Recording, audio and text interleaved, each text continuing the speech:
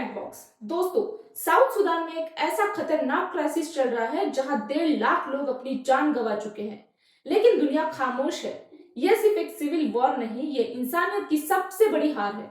कुछ कहानियां होती है जो दुनिया के हेडलाइंस में नहीं आती, लेकिन उनका दर्द पूरे इंसानियत को हिला देता है। साउथ सुदान दुनिया का सबसे नया देश, लेकिन 14 साल बाद वो देश अपने ही खुद के खिलाफ लड़ रहा है।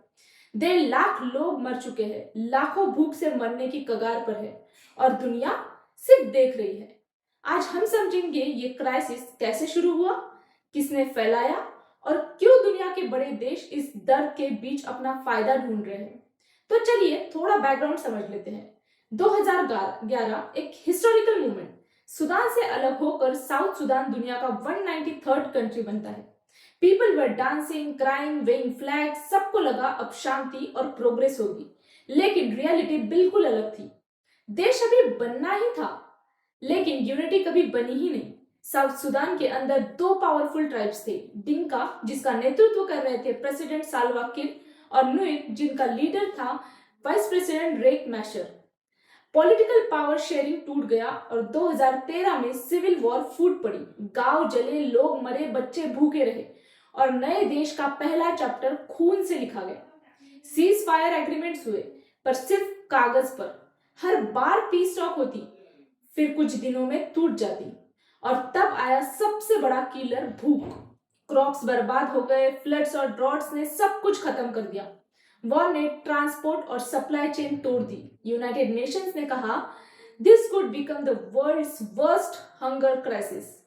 हॉस्पिटल्स बंद पड़े, डॉक्टर्स भाग गए, मेडिसिन पहुंच नहीं रही थी, लोग मर रहे हैं, कभी भूख से, कभी बीमारी से और कभी बुलेट से।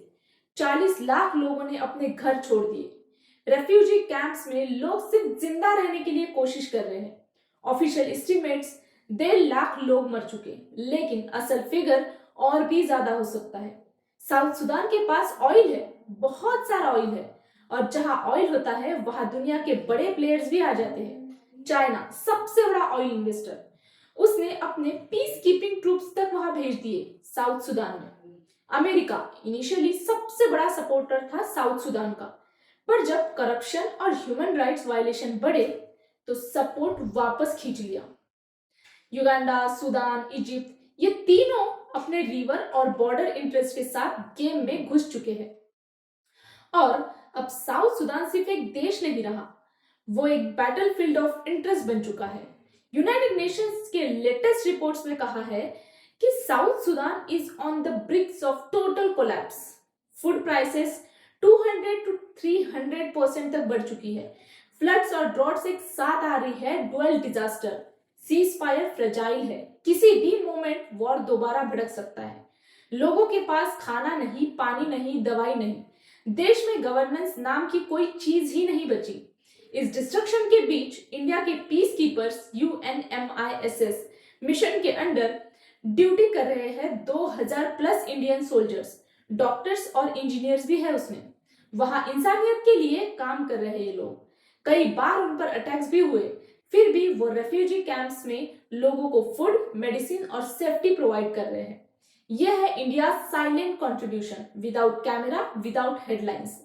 दोस्तों, साउथ सुदान ये एक याद दिलाता है कि नया देश बनाना इजी है, लेकिन नेशन बिल्डिंग सबसे टफ काम है। आज उनके पास ना इकोनॉमी है, ना फूड है, ना ही सिक्योरिटी है और ना ही फंक्शनिंग गवर्नमेंट। 1.5 लाख लोगों की मौत ये सिर्फ एक नंबर नहीं, ये एक साइलेंट जिनोसाइड है, एक ह्यूमैनिटेरियन ट्रेजेडी जिसके बारे में दुनिया खामोश है।